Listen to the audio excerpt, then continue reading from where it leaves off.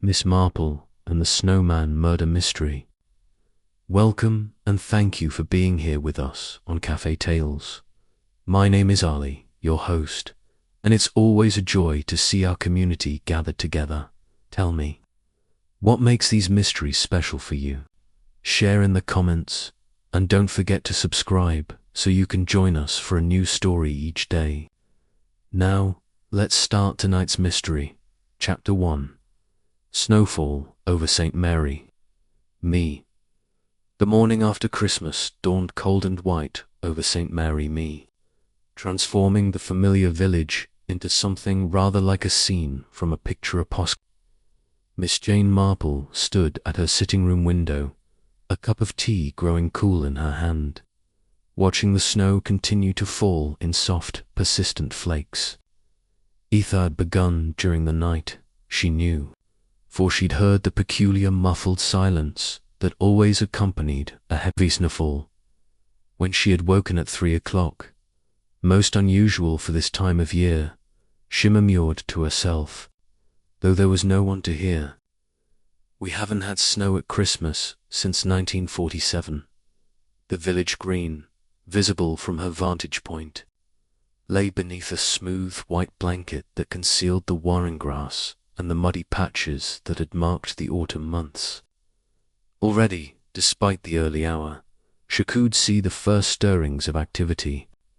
Young Tommy Briggs, the postman's boy, was wading through the snow with the peculiar high-stepping gait children adopt in deep drifts, followed by his younger sister, Molly, and several other village children whose voices carried faintly through the cold air. Miss Marple smiled. Children were always the first to appreciate snow properly. Adults merely complained about the inconvenience. She turned from the window as Faithful, her maid, entered with fresh toast. "Terrible weather, Miss Marple," Faithful announced with satisfaction. She was a woman who enjoyed having her predictions confirmed, and she had been prophesying snow since the evening of the 23rd. "The milk's late, and I doubt we'll see the butcher's boy at all today." "I expect not," Miss Marple agreed mildly, though the children seemed pleased enough. "Children," said Faithful darkly, "don't have to worry about keeping paths clear and fires burning. After breakfast, Miss Marple wrapped herself warmly and ventured out. The cold was intense, the kind that made Madion's breath visible and caused the snow to squeak underfoot.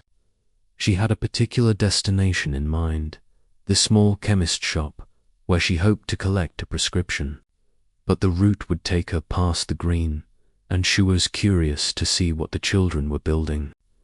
They had already made considerable progress. 3 snowmen stood in various stages of completion, and the children's voices rose in cheerful argument about which should Beatty Taltus. Tommy Briggs, she noted, was directing operations with the natural authority of a boy of 12.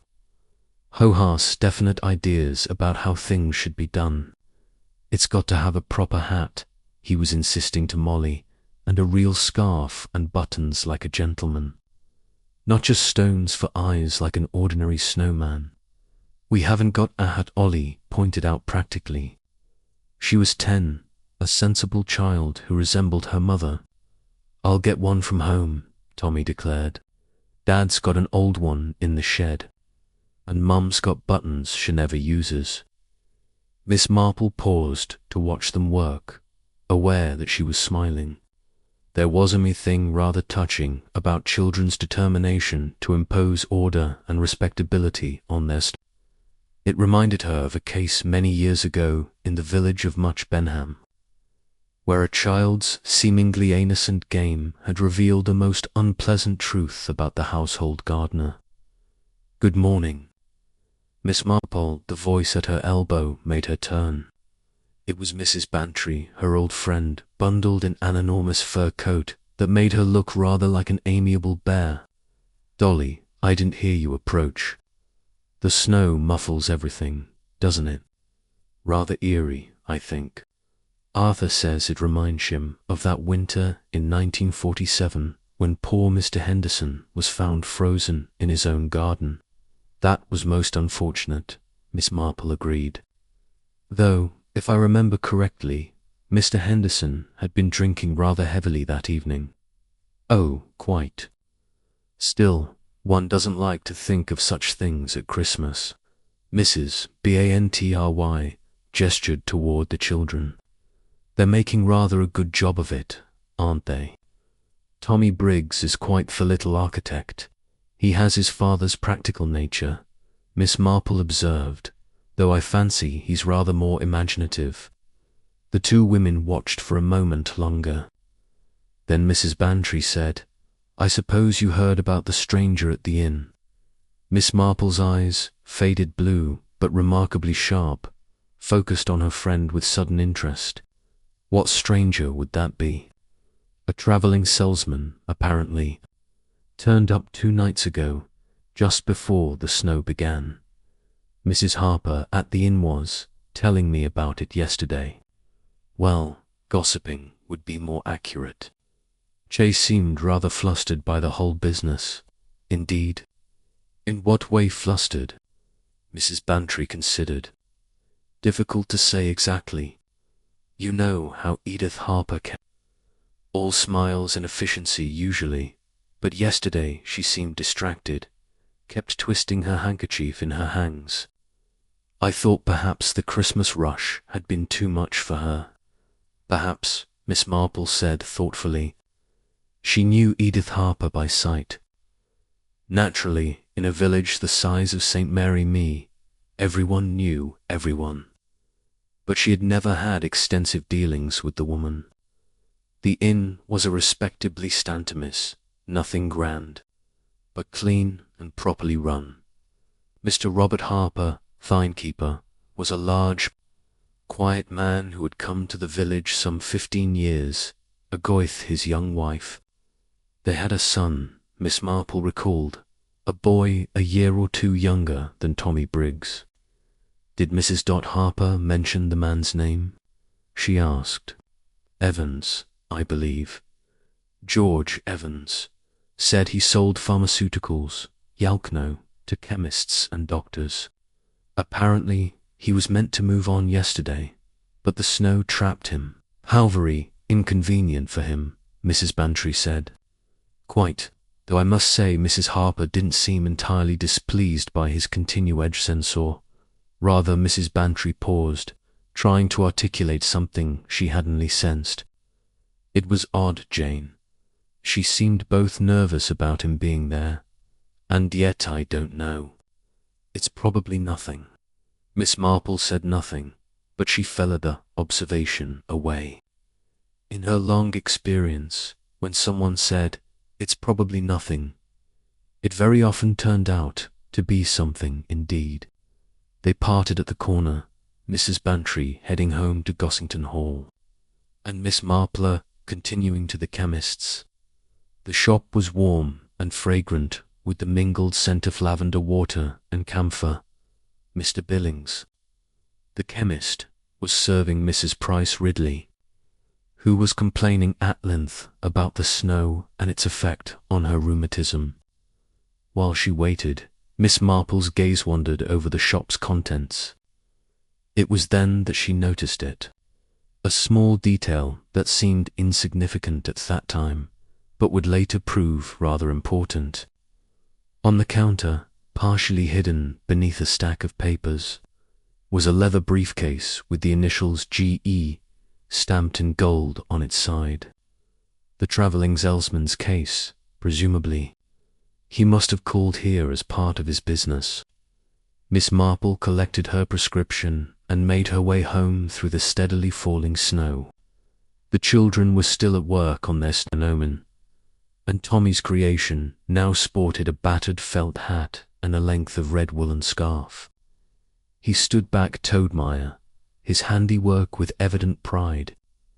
There, he announced to the world, at a proper gentleman's snowman. Miss Marple smiled and continued on her way. She could not have known. as she settled into her chair by the fire that afternoon with her knitting, that before the day was out, Tommy Briggs's cheerful creation would become the centre of her most disturbing mystery. Nor could she have known that the snow, which seemed such a charming addition to the Christmas season, was about to reveal itself as something rather more sinister. For snow, as Miss Marple submitted, could hide many things, and in a village like St. Mary Me, where everyone knew everyone else's business or thought they did, secrets had a way of emerging when least expected, rather like bodies buried in snowmen. Chapter 2. The Children's Discovery. The afternoon light was already beginning to fade. When Miss Marple heard the commotion, she had been dozing slightly in her chair, her knitting idle in her lap, when the sound of raised voices and running feet penetrated her consciousness. It was not the cheerful shouting of children at play, but something sharper, more urgent. She rose and went to the window. The snow had finally stopped, leaving the village wrapped in that peculiar stillness that follows a heavy fall. But the stillness was broken now by a knot of people gathering near the green. And even from this distance she could see that something was amiss. Miss Marple reached for her warmest coat. By the time she arrived at the green, a small crowd had assembled. The Constable Police Constable Pauk was attempting to keep order, though his round face was flushed with excitement and what might have been anxiety. The children had been moved back, and Miss Marple could see young Tommy Briggs standing very pale and still, his sister Marley crying into their mother's skirts. "Now then, Miss Marple," Constable Pauk said, spotting her approach. "This isn't a sight for ladies, I'm afraid." "Nonsense," Miss Marple said briskly. "I have seen a great many things in my time, Constable. What has happened?" It was Mrs. Bantry who answered, appearing at Miss Marple's elbow with unusual swiftness. "It's dreadful, Jane, quite dreadful. The snowman to me snowman a cart went past and knocked it, and when it fell apart, there was," she broke off, pressing a handkerchief to her lips. "There was a body inside it," finished Dr. Haydock, the village physician, emerging from the crowd. His usually jovial face was grim. "A man frozen solid. Been dead since some time last night, I should say, though I'll know more after a proper examination." Miss Marple moved closer, ignoring their constable's half-hearted protests. The snowman had indeed collapsed, and in through a cage of snow and the scattered remains of Tommy's careful decorations, she could see what had caused a man's form lay partially visible, the snow that had concealed him now scattered across the frozen ground. His face was turned away, but she could see dark hair and the shoulders of a brown overcoat. "Has he been identified?" she asked quietly. "It's that travelling salesman," said a voice from the crowd. Miss Marple recognized Mr. Briggs, the postmaster, his arm around his son's shoulders. "The one staying at the inn. Evans, his name was George Evans. You're certain?" "I saw him just yesterday afternoon," Mr. Briggs confirmed. "He came to the post office to send a telegram. Same coat, same build. I'd staked my reputation on it." Dr. Haydock nodded in confirmation. "I've seen him about the village these past 2 days. It's Evans, all right." Miss Marple studied the scene with careful attention. The snowman had stood, perhaps 6 feet tall, she estimated, and had been built with considerable skill. It would have required quite a lot of snow to construct it, and more importantly, it would have required time and effort to conceal a body within it. The snow had stopped falling around midnight, she remembered.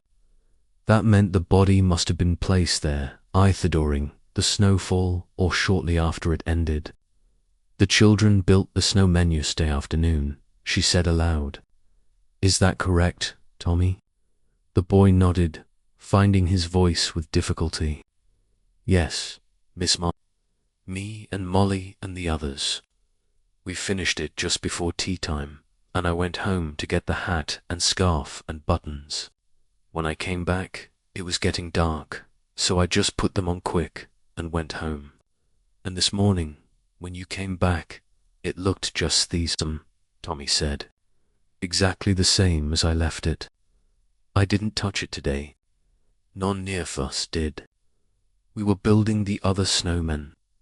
So, the body had been concealed after Tommy left yesterday evening, Miss Marple thought. Someone had carefully hollowed out the snowman, placed the body inside, and rebuilt it so skillfully that even the children who had constructed it noticed nothing amiss. That's a queer business, observed Mr. Briggs, echoing her thoughts. To hide a body in a child's snowman. What sort of person does such a thing? Someone who needed to hide it quickly, Dr. Haydock said, and someone who knew the green would be deserted, dark. In this weather, no one in their right mind would be out and about once the sun set. Except the person who put him there, Miss Marple murmured. Constable Polk had produced a notebook and was making laborious notes. I've sent word to Much Benham, he announced importantly. They'll telephone through to the inspector at Market Litchfield. I expect someone will be down by evening, weather permitting. Miss Marple stepped closer to the body, careful not to disturb anything. The constable started to object, but Dr. Haydock raised a hand. Let her look, Polk. Miss Marple's got better eyes than most of us. She did look methodically and without squeamishness. The man was perhaps 40, well built, with features that might have been handsome in life, but were now fixed in death. His coat was expensive, she noted, and his shoes were good quality, though wet through. There was snow packed into his hair and clothing, which suggested he had fallen or been placed in the snow before being concealed in the snowman. The details caught her attention particularly. The first was his left hand, bare and showing pale against the dark coat. There was a mark on his ring finger where a wedding band had been, the skin slightly paler where the ring had protected it from the sun, but the ring itself was gone. The second detail was more immediately striking.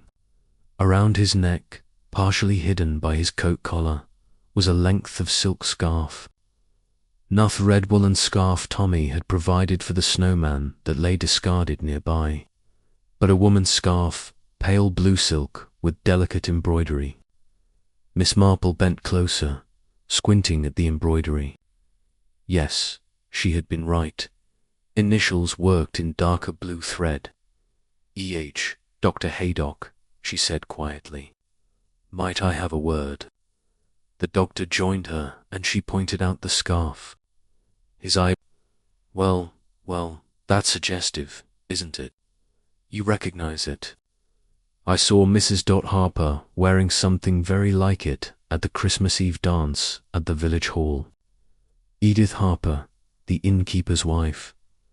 Of course, it might not be the same scarf. E.H. could be anyone, quite. Miss Marple agreed, but her tone suggested she thought otherwise. The crowd was growing larger now, drawn by curiosity and the irresistible lure of drama. Miss Marple noticed faces she recognized. Mrs. Price, Ridley looking horrified and fascinated in equal measure.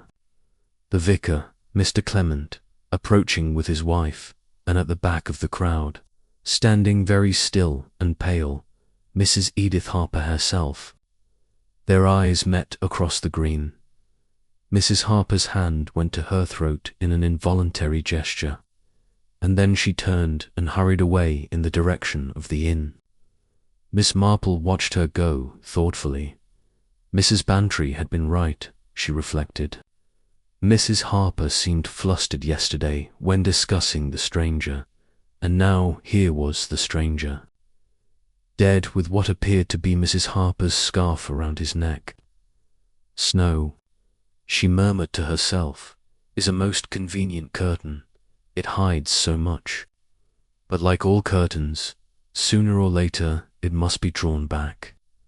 What's that, Miss Marple? Dr. Haydock asked. Nothing, Doctor. Merely an observation. Tell me. Do you think robbery was the motive? Robbery? Dr. Haydock looked surprised. I suppose his pockets might have been emptied. We'll know more after a proper search. But Miss Marple was not thinking Goff pockets. She was thinking of his missing wedding ring, a woman's silk scarf, and the expression on Edith Harper's face when she had looked across the green and seen what lay revealed in the melting snow. Chapter 3. A Face Beneath the Snow.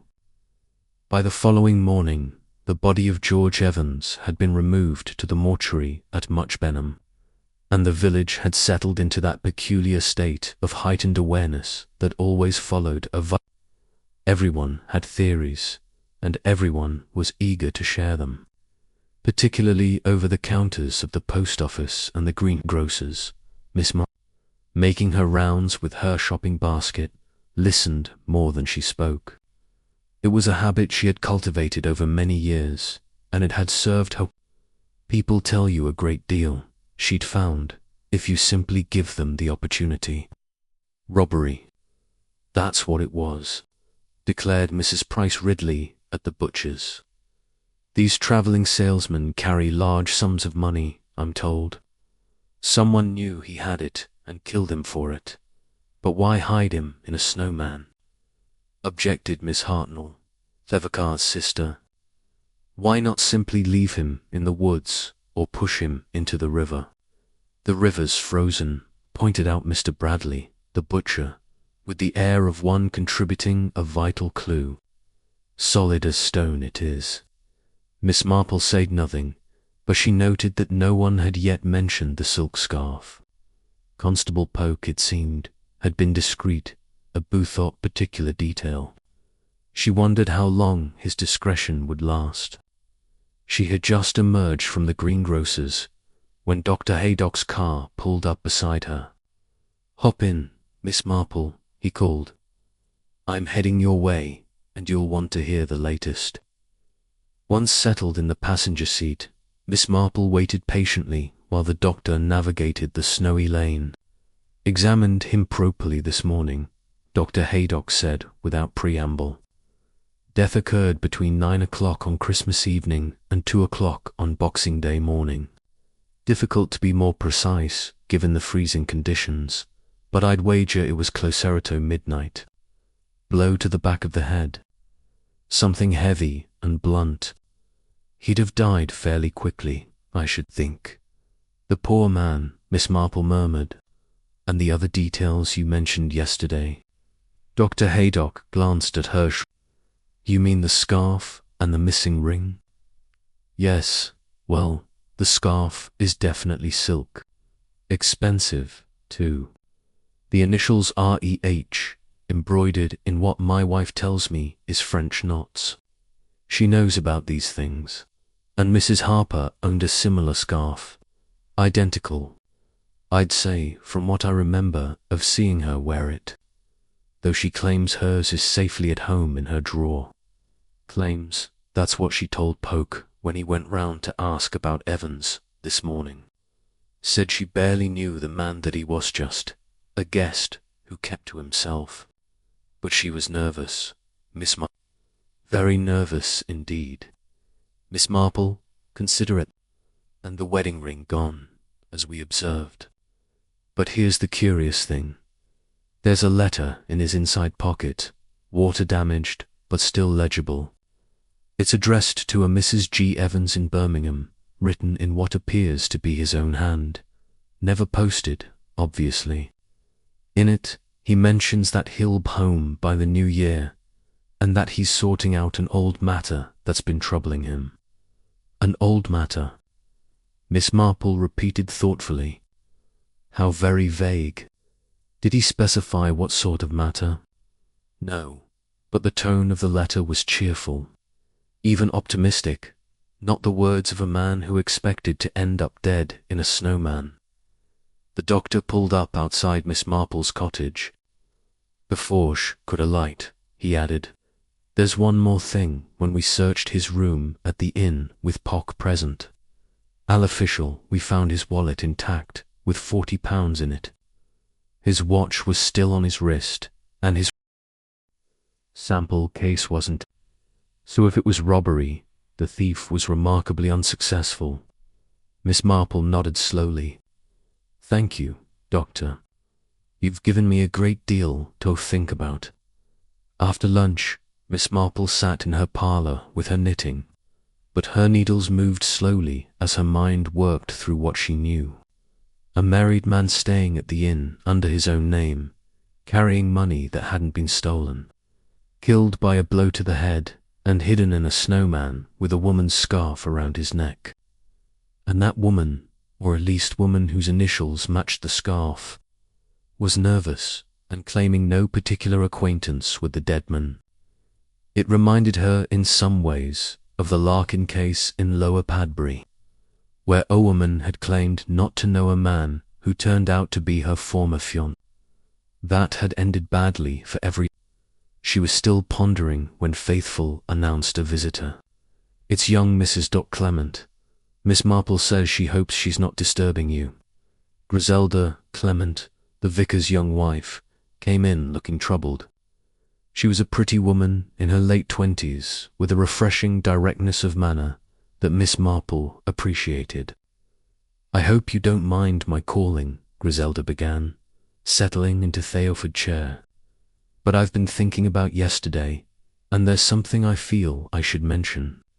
"It may be nothing, my dear," Miss Marple interrupted gently. "It is always potato. Mention things that may be nothing. So often they turn out to be something after all." Griselda smiled faintly. "You're very understanding. Well, it's this. On Christmas Eve, I was returning from the village hall after helping toss it up for the dance. It was quite late, perhaps 11 o'clock, and I took the path-runs behind the inn. I saw two people standing in the inn's back garden near the gate. They were talking, or rather-roguing, in fierce whispers. One was definitely Mrs. Harper. I recognized her coat, and the other a man. I couldn't see his face clearly in the darkness, but he was wearing a brown overcoat. He seemed agitated, gesturing with his hands. And then Mrs. Harper, she slapped him quite hard from the sound of it. I was so startled I stopped walking, and they must have heard me because they both looked in my direction. Then the man turned and walked rapidly away toward the front of the inn, and Mrs. Harper hurried inside. Did you recognize the man? Not at the time, but this morning when they were describing Mr. Evans at the post office. I suddenly remembered his brown overcoat. I saw him wearing it when he came to church on Christmas morning. I'm almost certain it was the same coat the man in the garden was wearing." Miss Marple's needles had stopped moving entirely. "Did you happen to notice if Mrs. Harper was wearing a scarf?" Griselda thought carefully. "Yes, she was, silk one, pale blue. I remember thinking how pretty it looked against her dark coat.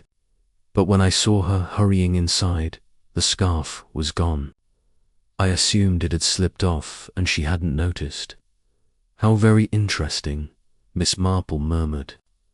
"Tell me, did you mention this to anyone else?" "Not yet. I wasn't entirely sure if I should. But then I thought of you and how you always say that small details can be important. Do you think I should tell Constable Park?" "I think," Miss Marple said slowly, "that you should tell whoever comes from Scotland Yard to investigate, because Osomione will come, my dear. This is not a case that Constable Poke can handle alone." After Griselda left, Miss Marple returned to her chair and picked up her knitting, but her mind was far from the pattern she was creating.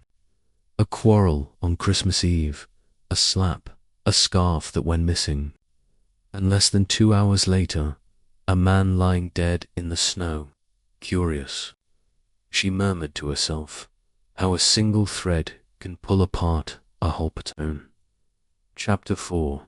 The Stranger's Scarf.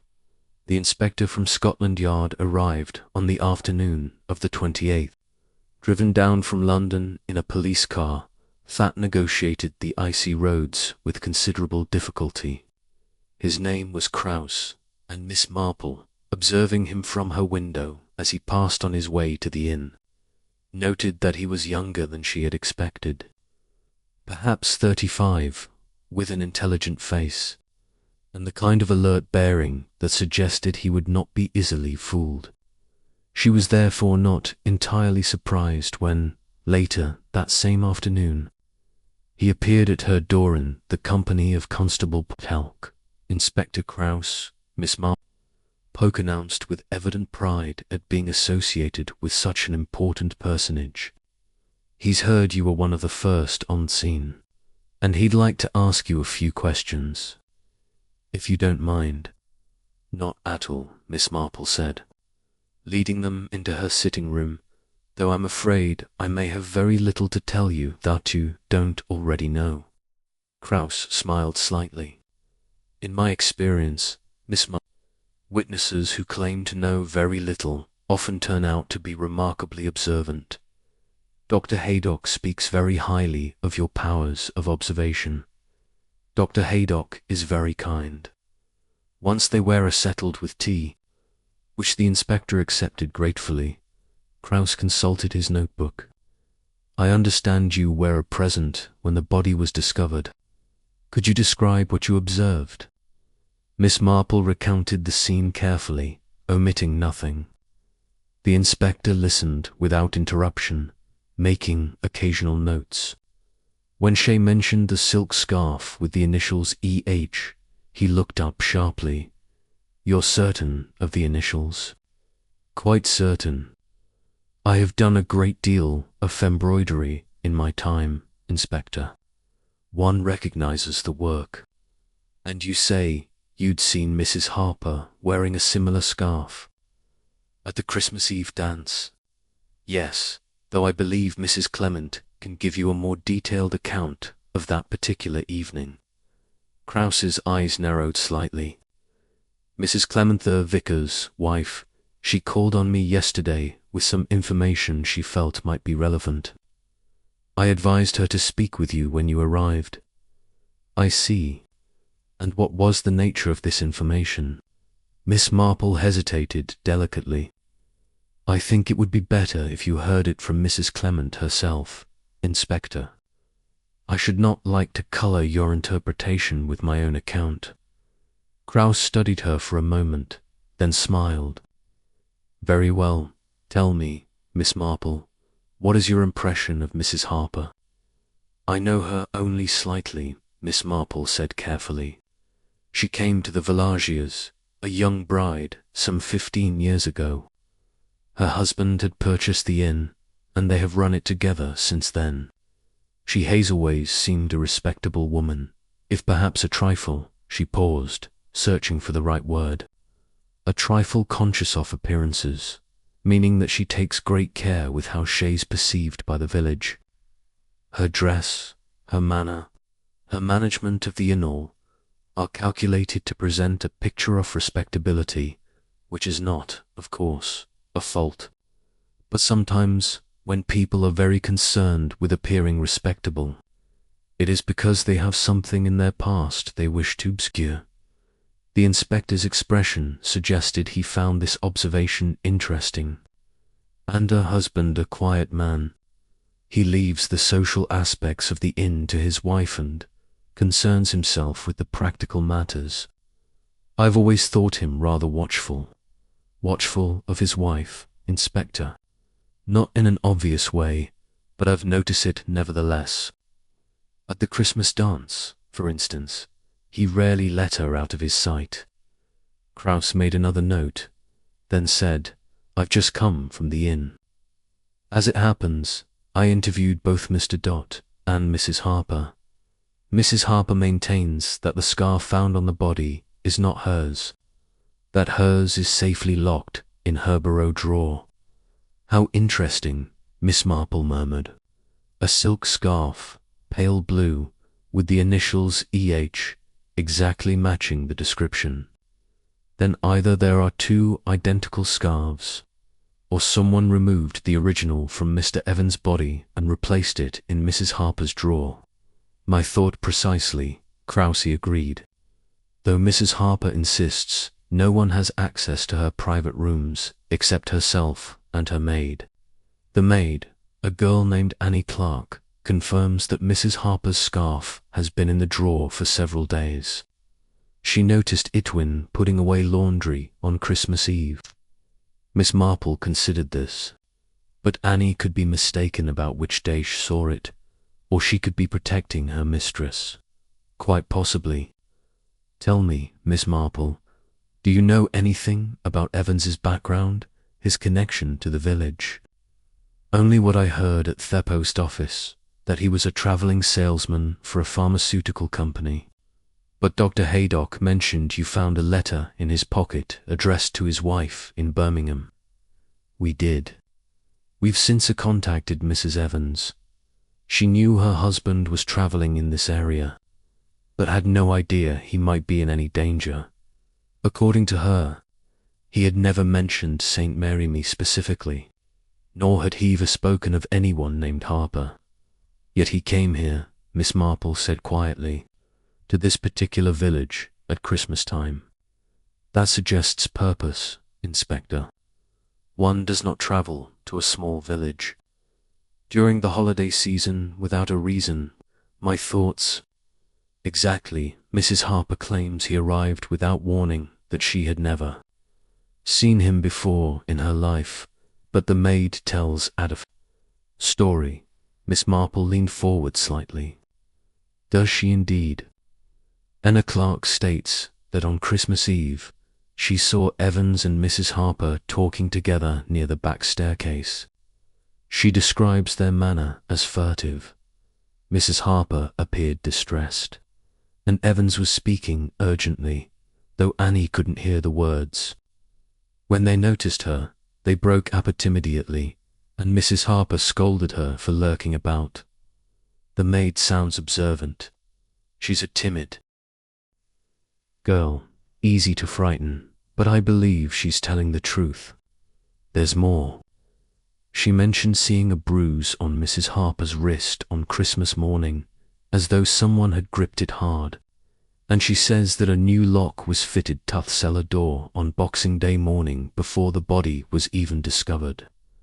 Miss Marple's needles, which had been moving in a steady rhythm, paused. A new lock on the cellar door. That seems rather significant. I thought so too.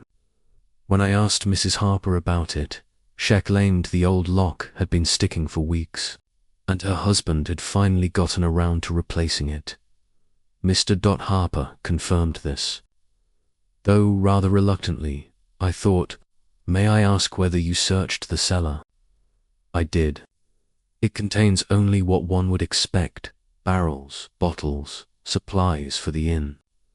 Nothing suspicious, but the floor showed signs of recent sweeping, and there was a damp patch near the far wall that Mr. Harper claimed was from a leak. Miss Marple resumed her knitting. You know, Inspector, secrets are rather like snow. They may cover things quite effectively for a time, but eventually they melt away and reveal what lies beneath. Krause smiled. That's rather poetic, Miss Marple. Oh, I'm not being poetic, Inspector. Merely practical. In my experience, people who have secrets always make small mistakes. Mrs. Harper, for instance, claims to Barolichno Mr. Evans. Yet she was seen arguing with him on Christmas Eve. She claims her scarf never left her possession. Yet, and exactly like it was found around a dead man's neck. She claims the cellar lock was changed for practical reasons, yet it happened at a most convenient time. You think she killed him? I think, Miss Marple said carefully, that Mrs. Harper knows a great deal more about Mr. Evans' death than she has admitted. Whether she killed him herself is another question entirely. Women of Mrs. Harper's sortand I have known several rarely commit murder with their own hands. They are more inclined to place themselves in situations where others feel compelled to act on their behalf. The inspector regarded her with increased respect. You're suggesting her husband might be involved? I am suggesting, Inspector, that when a man watches his wife as carefully as Mr. Harper watches Mrs. Harper, and when a stranger arrives or causes his wife visible distress, it would be natural for a husband to take an interest. What form that interest might take would depend, of course, on his character and the circumstances. Kraus stood, pocketing his notebook. Thank you, Miss Marple. You've given me much to consider. I don't suppose you have any other observations you'd correcto share. Miss Marple looked up at him with her mild, faded blue eyes. Only this, Inspector. If you wish to understand why Mr. Evans died, you must first understand why he came to St. Mary Me, and to understand that you must discover what connection he had to the Harpers 15 years ago before they arrived in this village. The answer, I suspect, lies not in the present, but in the past. Chapter 5. Tea with the Inspector. Inspector Kraus proved to be a man who valued thoroughness. Over the next 2 days, he interviewed virtually everyone in St. Mary Me who might have seen or heard anything relevant to the case. Miss Marple, observing the comings and goings from her vantage point by the window, noted with approval that he had spoken not only to the obvious witnesses, but also to the postman, the delivery boy from the greengrocer's, and old Mrs. Bindle, who lived in the cottage nearest the green, and rarely missed anything that occurred in the village. On the morning of the 30th, the inspector called again at Miss Marple's cottage. This time he came alone. Anthea was a quality to his manner that suggested he'd reached a certain point in his investigation, where he wished to test his theories against someone whose judgment he had come to respect. I hope I'm not imposing, he said, as Faithful showed him in, but I wondered if you might spare me a quarter of an hour. Of course, Inspector. I was just about to have tea. Will you join me? Once they were settled, Kraus accepted a cup and a slice of seed cake before saying, I've been assembling the timeline of events, and I'd value your thoughts on it.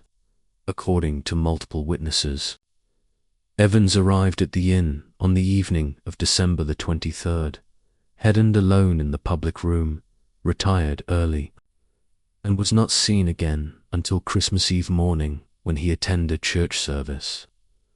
I saw him there myself, Miss Marple confirmed.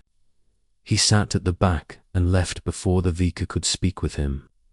After the service, he was seen at the post office where he sent a telegram to his wife saying Hewald be delayed by weather. He then visited the chemist's shop. Mr. Billings confirms he purchased some headche powders and returned to the inn for lunch. In the afternoon he went out walking. Mrs. Cartwright, the widow who lives near the green, saw him heading in the direction of the woods behind the inn around 3 o'clock. The woods, Miss Marple repeated thoughtfully. That's rather interesting. Why so? Only that the woods are not particularly scenic in winter, and the path through them leads nowhere except to the back of the inn's property and, eventually, to a farm track. It's not a route one would choose for a pleasant stroll, particularly in cold weather. Kraus nodded. I had the same thought. I believe he was surveying the area, perhaps planning something. In any case, he returned to the inn by 5 o'clock and dinnerdagen in the public room. Several people saw him there. Mr. Harper served him personally. According to the other guests, there was no obvious tension between them. What happened after dinner? This is where matters become less clear. Evans went to his room around 9 o'clock. Mrs. Clement saw him with Mrs. Harper in the back garden around 11 o'clock, having what appeared to be a heated argument. After that, no one admits to seeing him alive. Miss Marple sipped her tea. You say no one admits to seeing him. Do you believe someone did see him but is not acknowledging it? I'm certain of it, Krause said. Consider the logistics, Miss Marple. Evans was skilled, according to Dr. Haydock, between 9 o'clock Christmas Eve and 2 o'clock Christmas morning. His body was then concealed in a snowman on the green. That snowman had been built by children earlier in the day and left complete except for decoration. Someone had to hollow it out sufficiently to hide a body, place Evans inside, and rebuild it so carefully that no one noticed anything amiss. That would require considerable time, Miss Marple observed, and strength, exactly, and it would need to be done in complete darkness, in freezing temperatures, with the risk of being observed from any of the houses surrounding the green. It suggests either remarkable boldness or remarkable desperation, or perhaps both. Krause set down his cube and leaned forward. Here's what troubles me most. The body was found within easy walking distance of the inn. If the killer's motive was robbery, why not leave the body in the woods or in the... As Miss Hartnell suggested, why go to such elaborate lengths to hide it in a snowman that children would inevitably discover? Miss Marple's needles moved steadily. You know, Inspector, when I was a girl, there was a gardener in the village who committed a theft. He took a valuable ornament from the manor house and hid it in plain sight, balanced on top of a sundial in the formal garden. Everyone walked past it for 3 days before someone noticed. His reasoning when he was caught was quite simple. He said that people look at what they expect to see and ignore what seems. Impossible? You're suggesting the killer chose. There's Snowman precisely because it was so. Obvious, I'm suggesting that the killer may have been counting on the fact that no one would think to look inside a child's snowman. It was audacious, yes, but it was also clever. Had the cart not knocked it over by accident, the body might have remained hidden until the thaw. By then, any evidence would have been considerably degraded. Krause considered this. That assumes the killer intended the body to be found eventually, but why not simply ensure it was never found at all? Perhaps because Athkiller wanted it found, but not immediately. Or perhaps the snowman was never meant to be a permanent hiding place at all, merely a temporary one until a better solution could be arranged. The snow continued to fall Christmas night, did it not? By morning, any tracks leading to and from the green would have been covered. They were, Krause confirmed. We found nothing useful in that regard. Miss Marple paused in her knitting. Inspector, you mentioned that Evans's wallet was intact. His watch was Nautican, and his sample case remained undisturbed. That rather rules out common robbery as a motive, does it not? It does. Which brings us to the more personal motives: jealousy, revenge, the protection of secrets. I've made inquiries into Evans's background. He was a respectable man by all accounts, married for 12 years, no children. His employer describes him as reliable and honest. His wife knew nothing of any troubles or enemies. And yet, someone killed him, Miss Marple said quietly.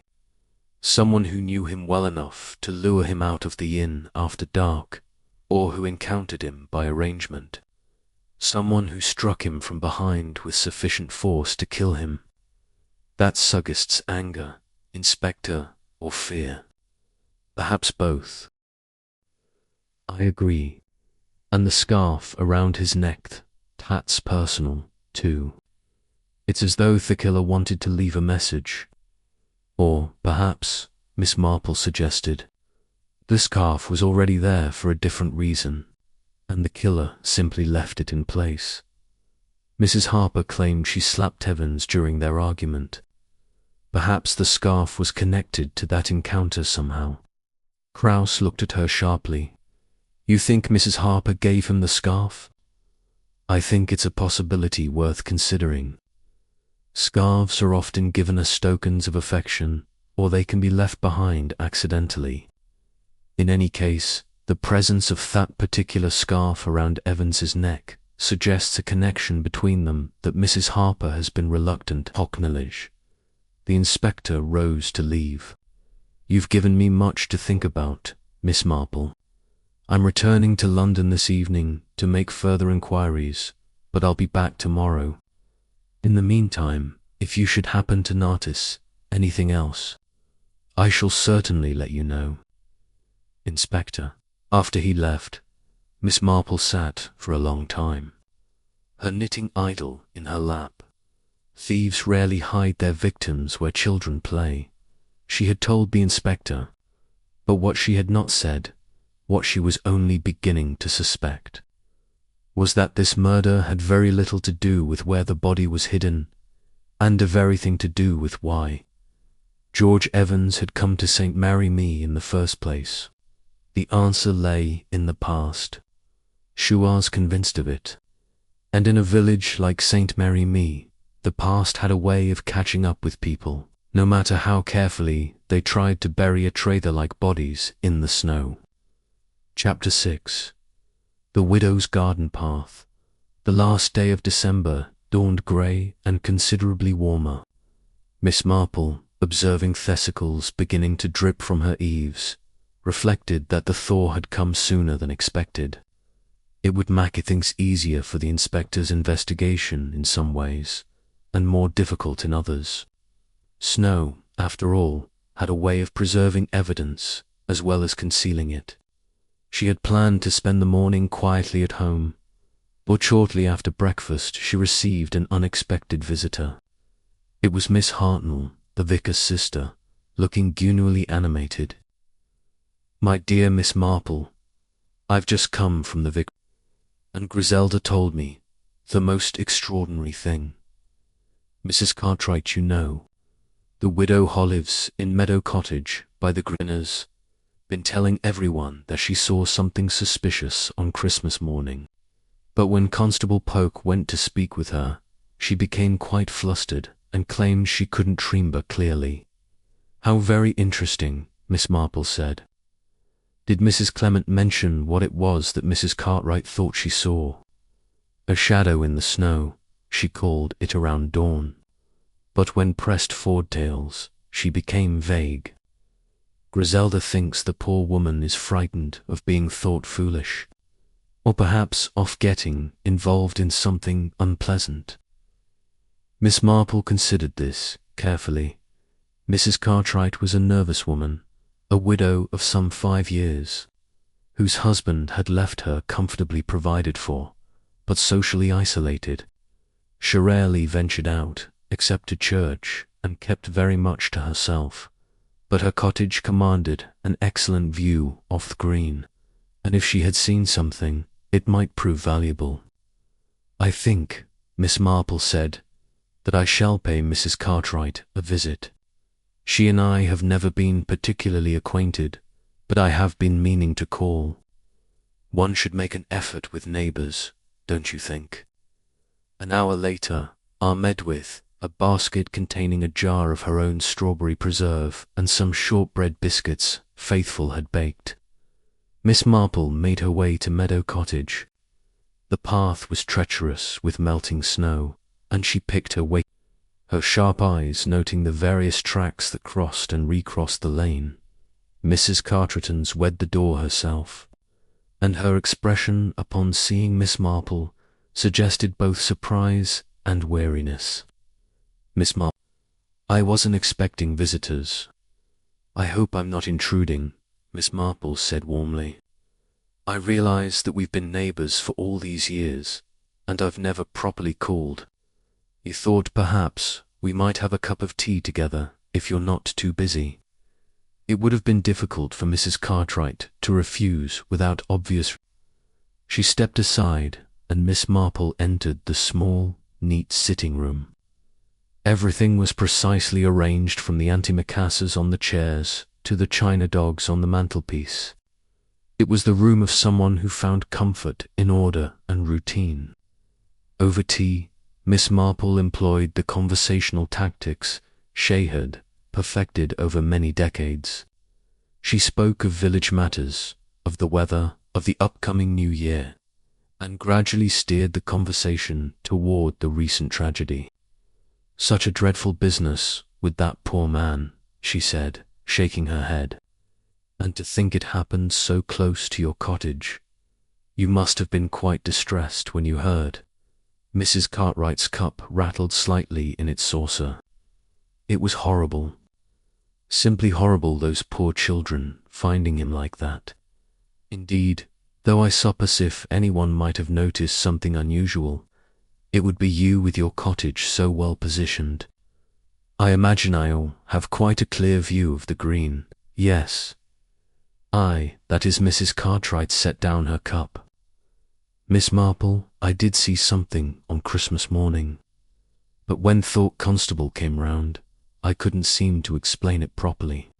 He made me feel foolish, writing everything down in his notebook and asking me to be precise about times and distances. I'm not at all sure I was precise." "Why don't you tell me?"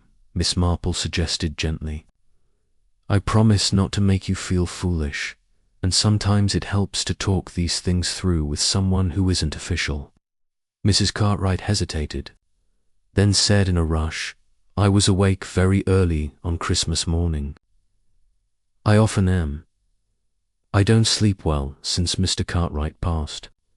It was still quite dark, but there was that peculiar grey light used when there's snow.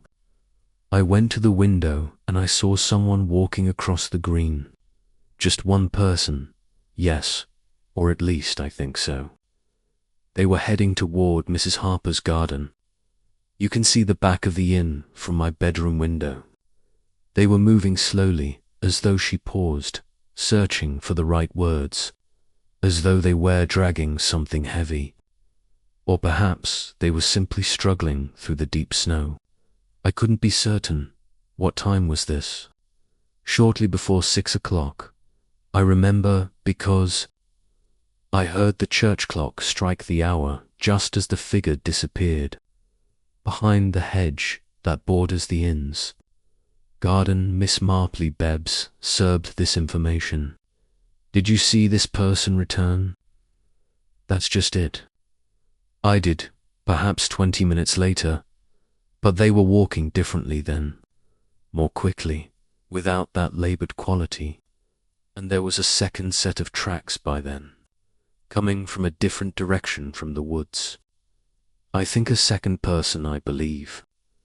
So, though I didn't see them clearly, I only noticed that there seemed to be more disturbance in their snow, more tracks crossing each other." Miss Marple rose and moved to the window. From here she could indeed see the back of the inn quite clearly, and beyond it the dark line of woods. "Mrs. Cartwright, would you mind if I took a brief look at your back garden?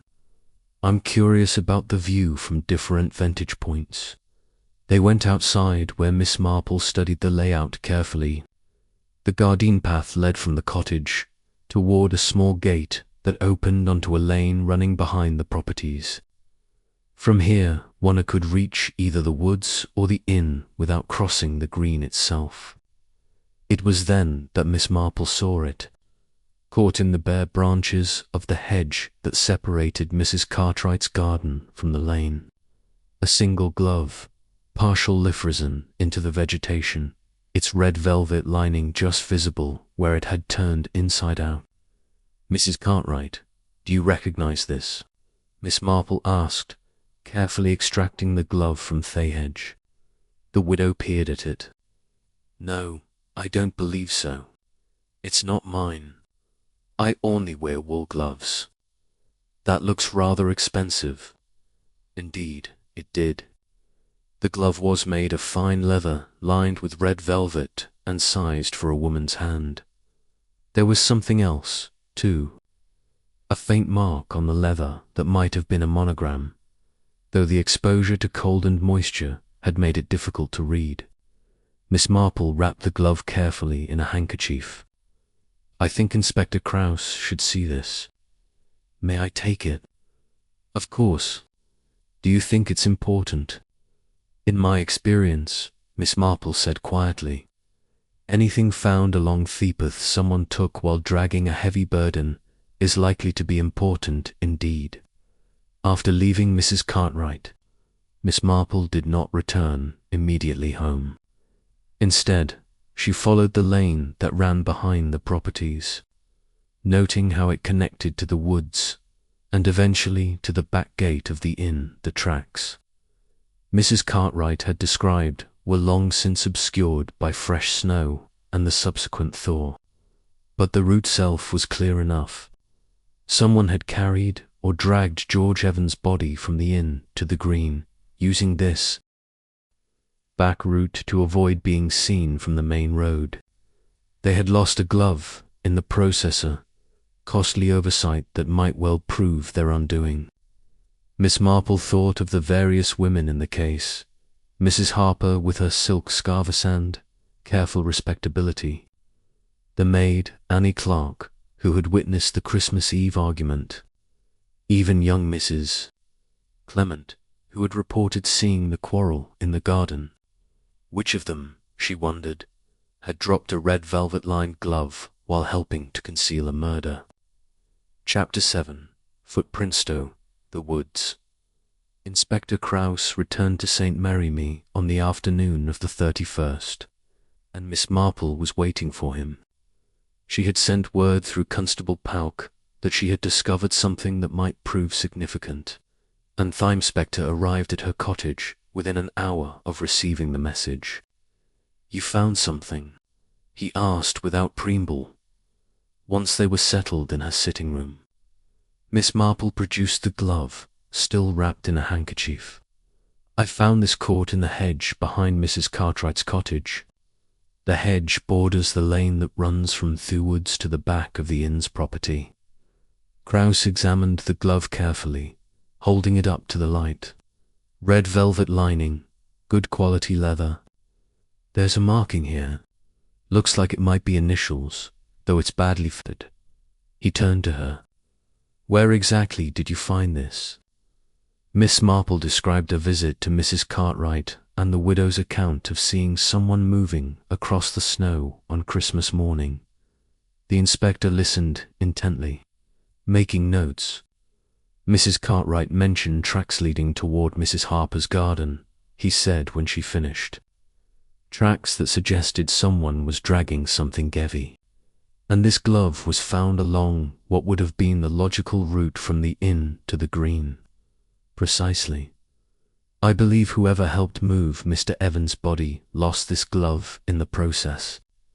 The hedge is quite thick there, and in darkness it would be easy to catch one's clothing on the branches without noticing. Krauss stood abruptly. Miss Marple, would you mind accompanying me? I'd like to follow this route myself, and I'd value having you point out exactly where everything was found. They set out together, Miss Marple leading the way along the lane she had traced earlier. The inspector examined the ground carefully, though the melting snow had obliterated most useful traces. When they reached the point where the lane met the edge of the woods lead back to the inn property, he asked. Yes, and beyond that to a farm track. But there's something else you should see, Inspector. I took the liberty of exploring a bit further this morning. She led him into the woods, following a narrow path that wound between the trees. The going was difficult, with mud and slush making the footing treacherous, but after several minutes he emerged at a small clearing. Here, partially concealed beneath a fallen log and a scatter of branches, Miss Marple indicated what she had discovered earlier. It was a leather briefcase, its surface wet and stained from exposure to the elements. Kraus knelt beside it, pulling on gloves before he opened it carefully.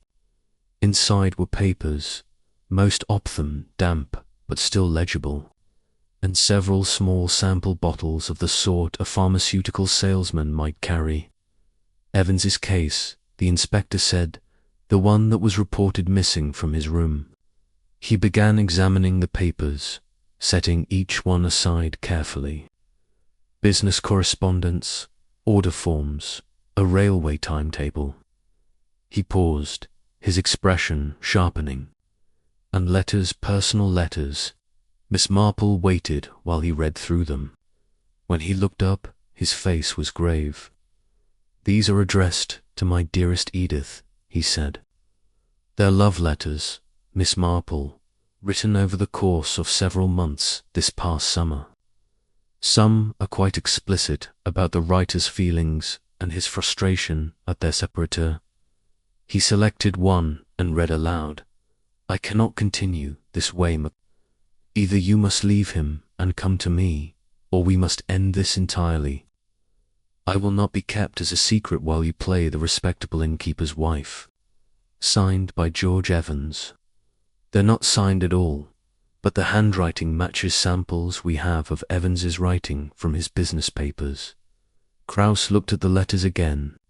"This puts rather a different impression on matters. Mrs. Harper told me she barely knew the man. The Sujagust, she knew him very well indeed. They were lovers," Miss Marple said quietly. "And he came here at Christmas to force her to make a choice, leave her husband and marry him or end the affair. That was the old matter he mentioned in his letter home, the matter he intended to settle. It appears so. But if that's the case, why kill him? Why not simply send him away?" "Perhaps because he wouldn't be sent away," Miss Marple suggested. "Perhaps because he threatened to reveal everything to Mr. Harper if she refused him. That would destroy her carefully constructed respectability. Or perhaps," she paused thoughtfully, "perhaps someone else made the decision for her." Kraus gathered the papers carefully. "We need to speak with Mrs. Harper, Agenand with her husband. These letters change everything." They made their way back through the woods, emerging near the back gate of the inn's property. The inspector paused there, studying the layout. "From here to Thick Green is perhaps 200 yards, he observed, across this garden. Through the back lane, past Mrs. Cartwright's cottage. It could be done in darkness without being observed from the main road." "Yes," Miss Marple agreed, "though it would require 2 people, I think. One person might drag a body that distance, but to lift it into a snowman and rebuild the structure around it, that would need a or exceptional strength and determination." They found both Mr. and Mrs. Harper in the inn's private parlor. Mrs. Harper looked up as they entered, and the color drained from her face when she saw what the inspector carried. "I believe you recognize this, Mrs. Harper," Kraus said, setting the briefcase on the table. "We found it hidden in the woods behind your property, along with these." He laid out several of the letters. Mrs. Harper's hand went to her throat. For a moment, Miss Marple thought she might faint. Then she sank into a chair, her carefully maintained composure crumbling. "I can explain," she whispered. "I should hope so," Kraus said, not unkindly. "The truth would be preferable to more lies." Robert Harper had been standing by the window. Now he turned and his face was like stone. "Edith," he said, and their single word carried both pain and warning. "Don't, Robert, please." Mrs. Harper looked at the inspector with tears streaming down her face. "Yes, ich knew George Evans. We had been lovers. It began last summer when heckled here on business. I never meant for it to happen. I love my husband, But George was charming and attentive, and I was flattered and foolish. And he came here at Christmas to what? Demand that you leave your husband. Yes, he said he'd waited long enough, that he wanted me to divorce Robert and marry him, but I couldn't do it. I wouldn't. It told him it was finished, that it had been a terrible mistake. We argued in the garden on Christmas Eve.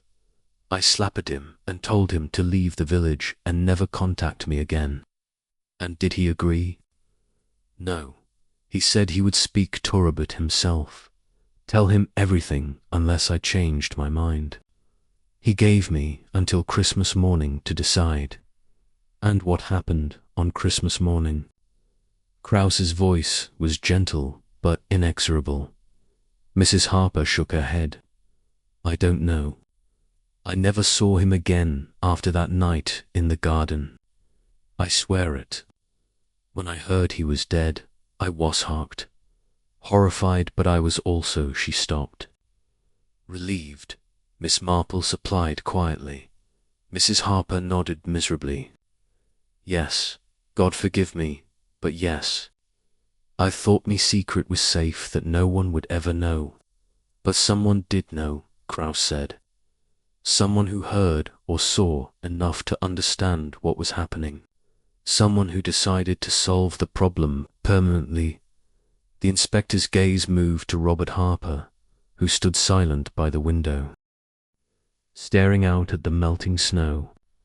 Chapter 8. The Missing Photograph. The interview with the Harpers concluded with Mrs. Harper in tears and her husband maintaining a stony silence. Thus, Inspector Krause had not arrested either of them, but he had made it clear that they were not to leave the village, and that further questions would follow. As Miss Marple walked home through the damp twilight, her mind worked methodically through what had been revealed. Mrs. Harper had admitted to the affair and to the argument in the garden, but she insisted she had not seen Evans after that Christmas Eve encounter. Her husband had said nothing at all, which was perhaps more damning than any protestation of innocence might have been.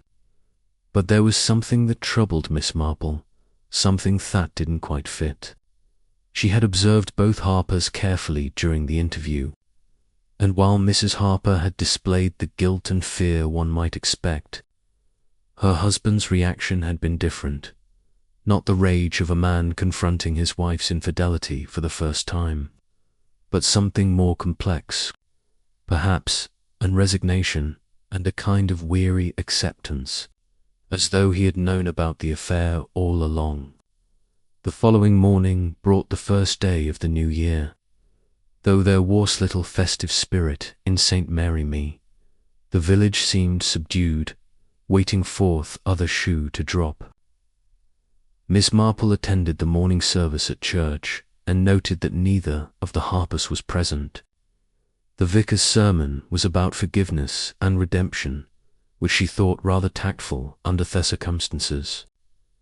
After church, she found herself walking past the inn, ostensibly on her way to the post office, but in reality acting on an impulse she didn't quite understand.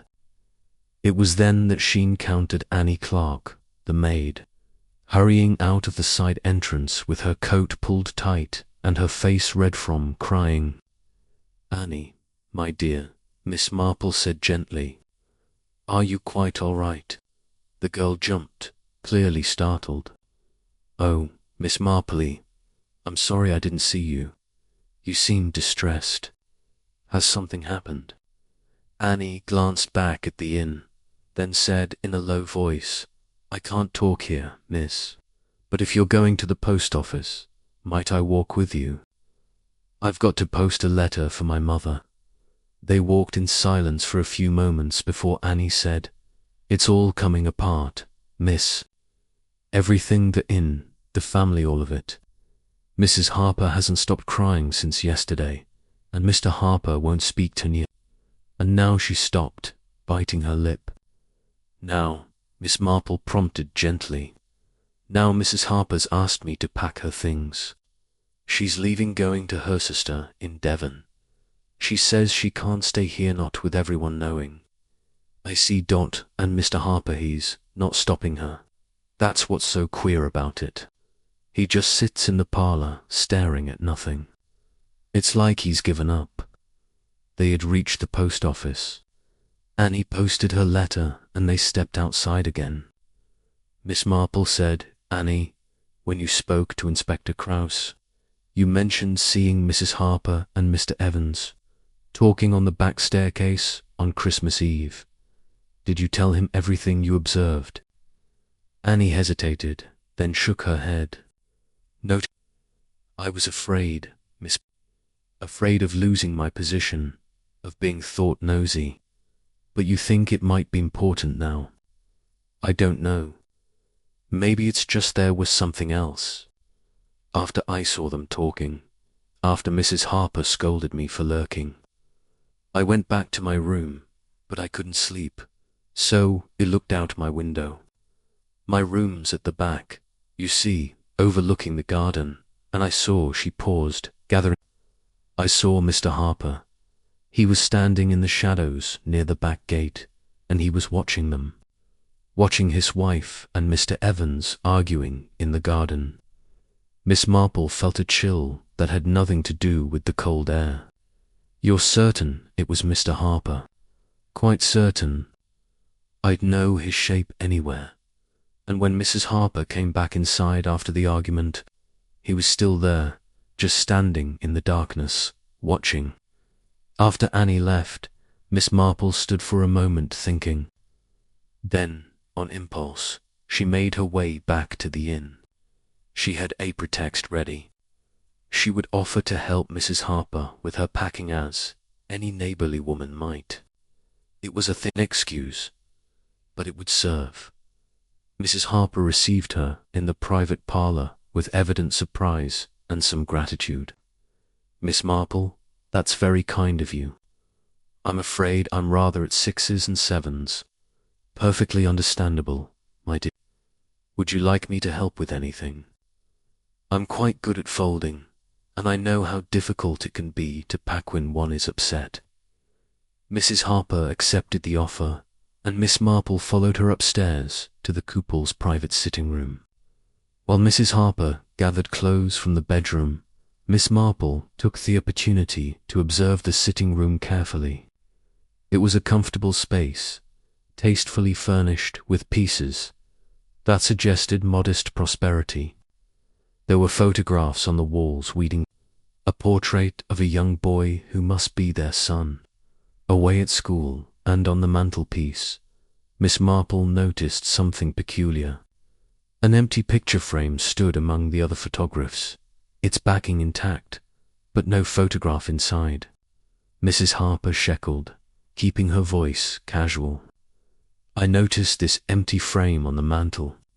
Have you removed a photograph recently?" Mrs. Harper appeared in the doorway, her arms full of folded linens. When she saw what Miss Marple was indicating, her face went pale. That is, it fell, and the glass broke. I haven't had time to replace it." But Miss Marple noted that the frame showed no signs of damage, and there were no shards of glass in the used paper basket. "What photograph was in it?" she asked gently. Mrs. Harper set down the linens, her hands trembling. "It was taken last summer at a church fete in the next village. Just a silly snapshot, and HOAs in it." There was a long pause. Then Mrs. Harper whispered, "George and I. Someone took it without our knowing. Robert found it among my things in November. That's when Harry realized that you were having an affair." "Yes." Mrs. Harper sank into a chair. "He didn't read or shout. He just looked at the photograph for a long time, then put it in that frame on the mantel. He said it was a reminder for both of us of the consequences of deception. And when Mr. Evans came to the village, Robert knew immediately why he'd come. He told me. He said he'd known it would happen eventually, that men like George don't let go easily. He wasn't surprised, just resigned. What happened to the photograph, Mrs. Harper? It's gone. I looked for it after they found George's body. I thought Robert might have destroyed it to protect me from suspicion, but when I asked him, he wouldn't say. He just looked at me with such sadness and said, "It doesn't matter now. None of it matters." Miss Marple walked slowly home, turning the pieces over in her mind. A husband who knew of his wife's infidelity and displayed it on his mantelpiece.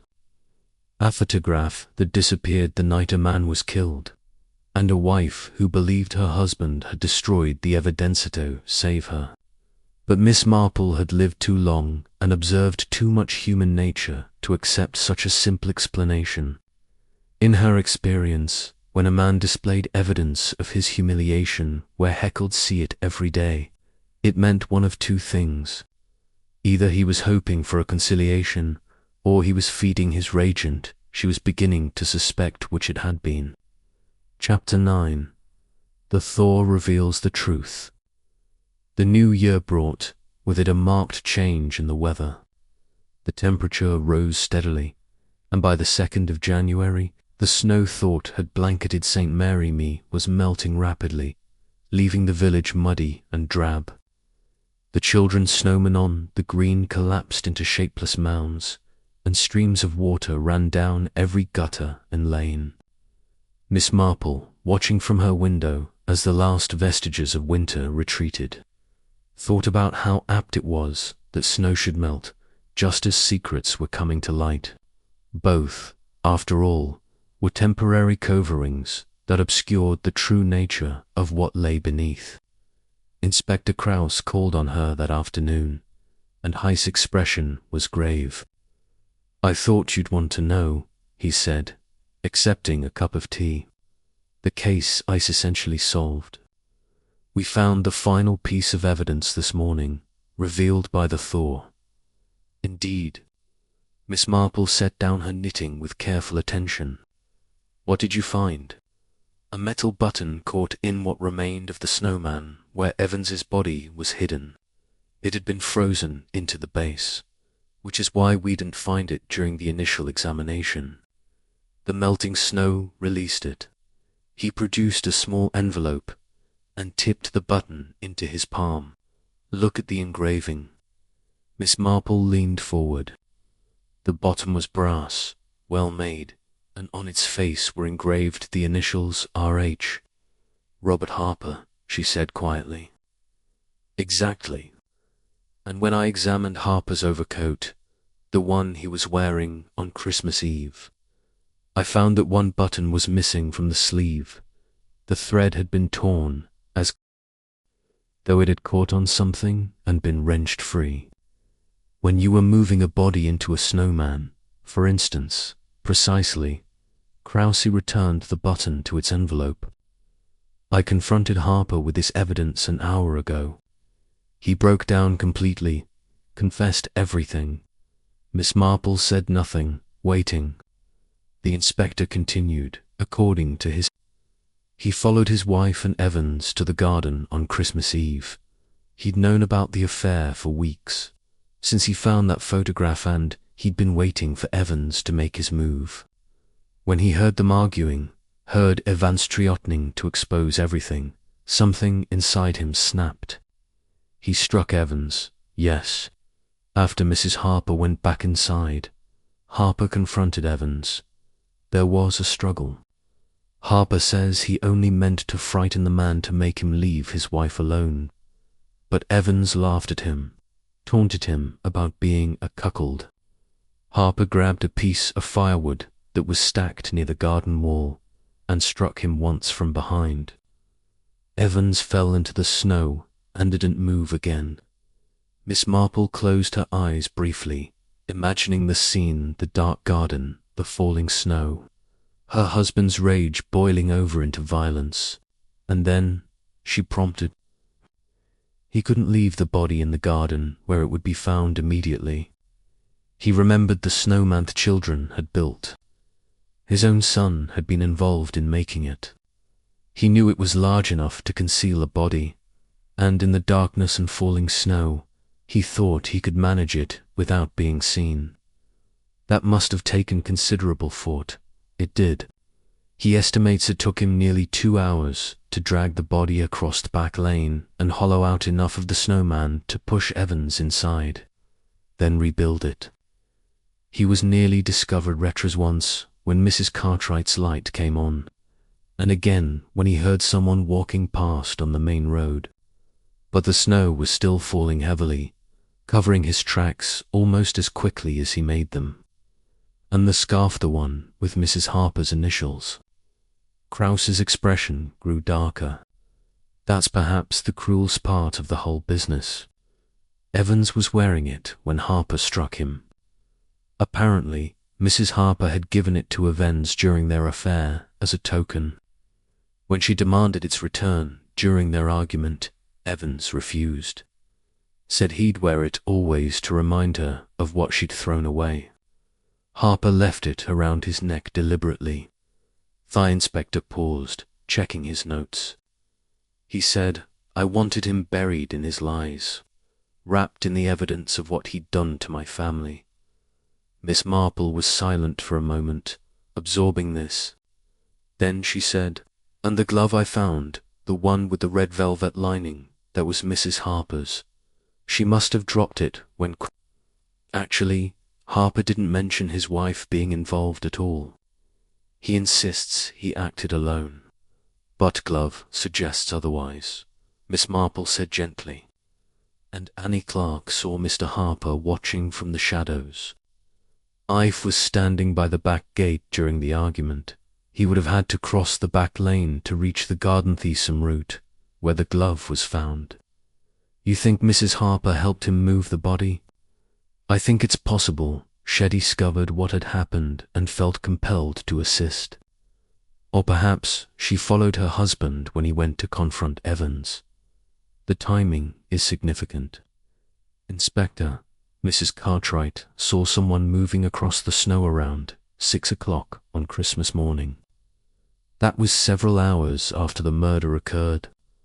What was Harper doing during thought interval? Krause consulted his notes again.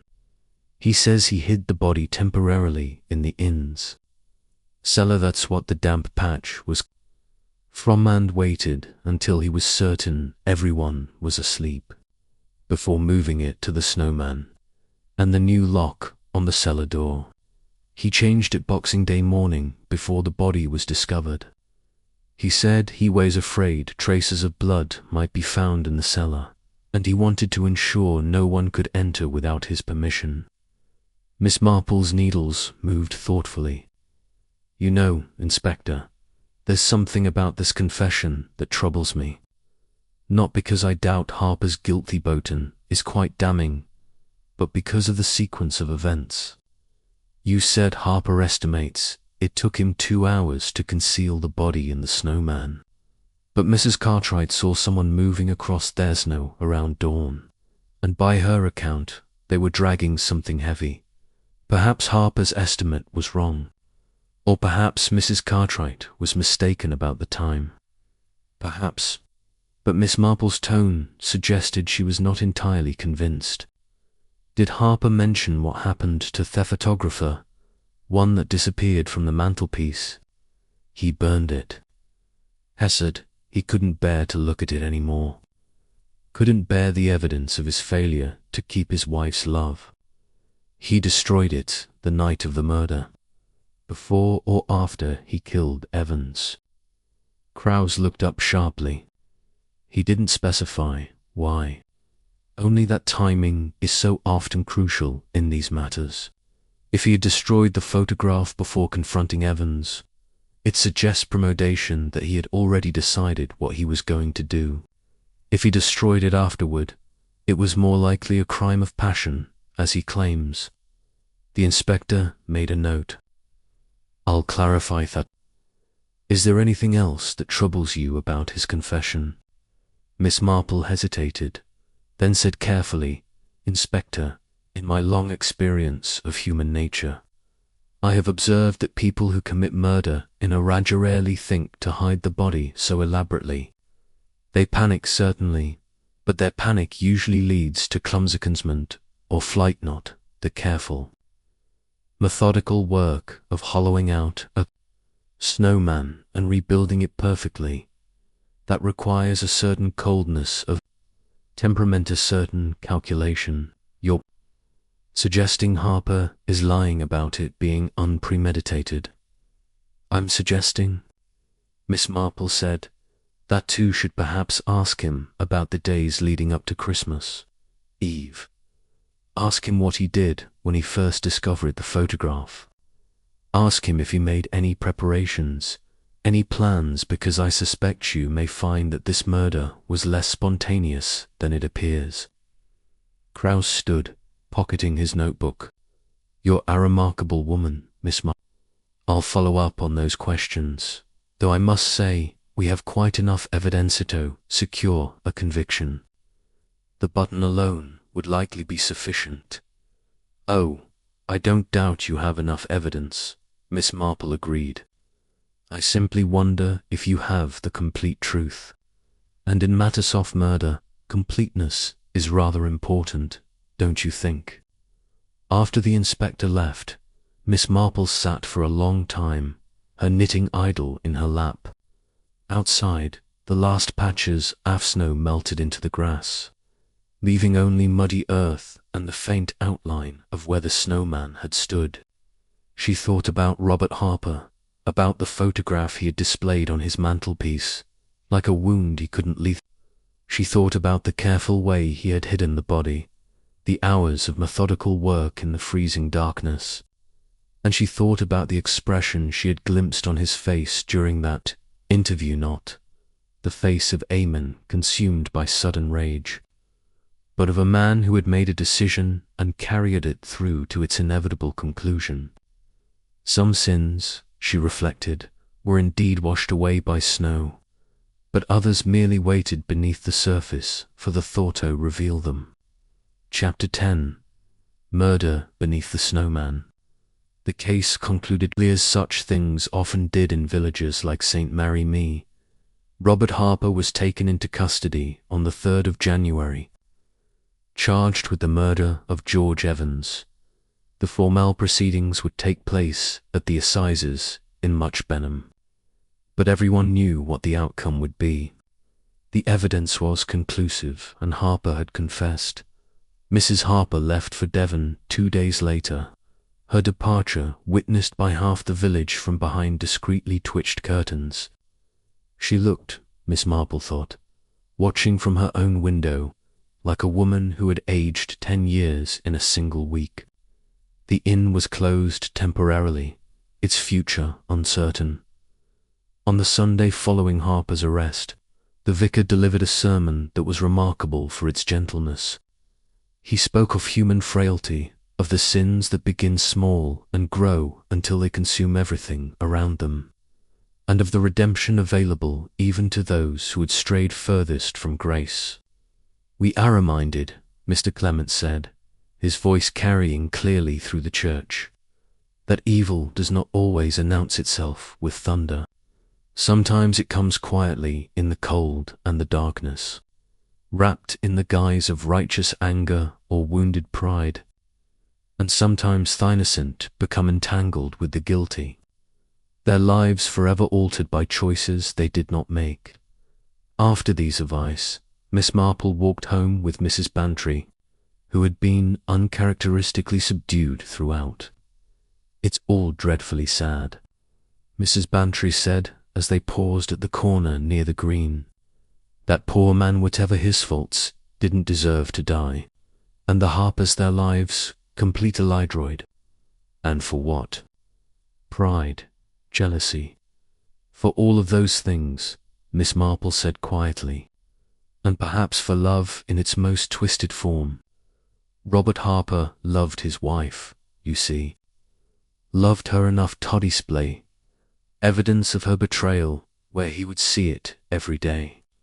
Loved her enough to destroy the man who threatened to take her away on, loved her enough to confess to spare her any involvement in the consequences. You think she helped him? I think she discovered what he had done and made the choice to stand by him. Theglev suggests as much, but Harper will never admit that, and she will never confirm it. Some secrets, Dolly, are kept, even after the truth comes out. They walked on in silence until Mrs. Bantry said, "Do you think he planned it, Harper? I mean, or was it truly a crime of passion, as he claims?" Miss Marple considered her answer carefully. "I think he knew from the moment he found that photograph that matters would come to a head. I think he understood that George Evans would eventually come for his wife, and I think he made certain preparations. Whether he consciously planned murder is perhaps a question only he can answer. But the methodical way he concealed the body suggests a mind capable of thinking clearly even under extreme stress." "How horrible, yes," Miss Marple agreed, though I confess to a certain sympathy for him despite everything. He was a man who had built a life, a respectable person, only to discover it was founded on his wife's affection, which proved less durable than he had believed. When George Evans arrived to claim what he thought was his, Harper saw everything he valued slipping away, and so he acted to preserve it in the only way he could imagine.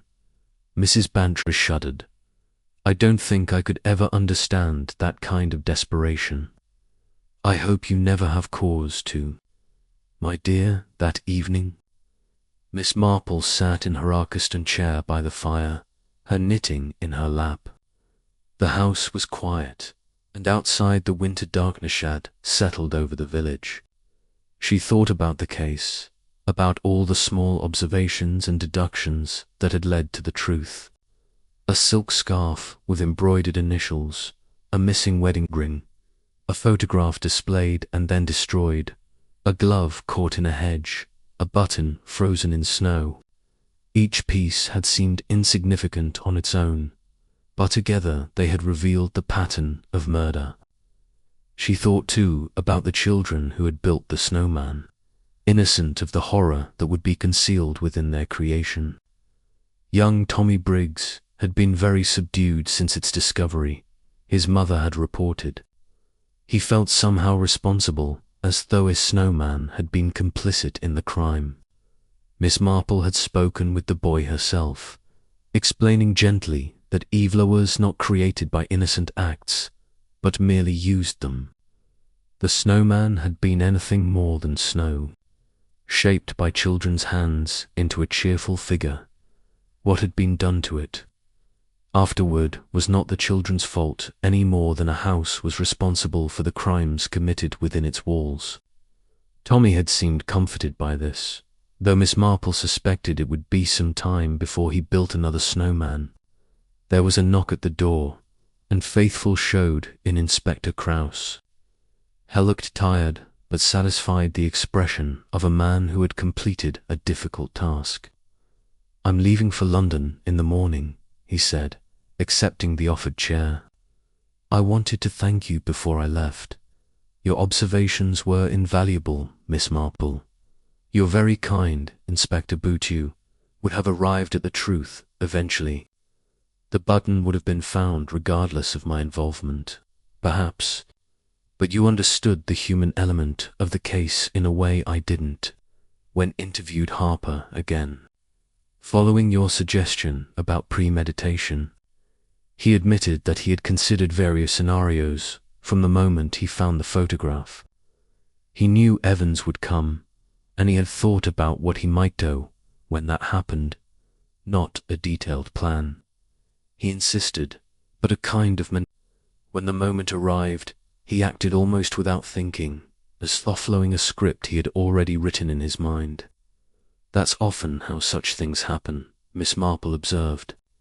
"We rehearse our responses to imagined provocations, and when the real provocation comes, we simply perform what we have already practiced in thought. A disturbing notion, yes, but a true one, I'm afraid." Kraus rose to leave, then paused. "There's one thing I've been curious about. That first morning, when you were watching the children build their snow, did you have any sense that something was amiss? Any intuition?" Miss Marple smiled faintly. "Not intuition, Inspector, but I did notice that one of the snowmen seemed slightly different when I passed it later that day. The proportions weren't not quite what I remembered from the morning. At the time, I assumed the children had rebuilt it. It was only a faux that I understood the true significance of that alteration." After the inspector departed, Miss Marple returned to her knitting. The pattern was a complex one, requiring careful attention to ensure each stitch fell in its proper place. Rather like solving a murder, she reflected. One had to pay attention to every detail, every small inconsistency, every thread that seemed out of place. The fire crackled softly, and outside the village lay quiet under a clear, cold sky. The snow was Ganino, melted away as though it had never been. But its legacy remained in Thelivs. It had touched, and the secrets it had briefly concealed. Miss Marple thought of the Vicar sermon of sins, washed away by snow, but never by silence. Robert Harper had broken his silence, confessed his crime, and would face the consequences. His wife would live with the knowledge of what love had driven her husband to do, and the village would remember, as villagers always did, the Christmas when a child's innocent snowman became a tomb. "There is always something rather terrible," Miss Marple murmured to herself, her needles moving steadily about innocence mixed with horror. A snowman, a child's laughter, and a corpse beneath. It reminds us that evil dews not arrive with thunder, but with frost quietly covering what it wishes to hide until the inevitable Thorviles or outside, the green lay empty in the darkness, and where the snowman had stood, only frozen earth remained. But spring would come eventually, as it always did, bringing new growth to cover old scars. The village would heal, the children would play again, and life would continue its inexorable pattern.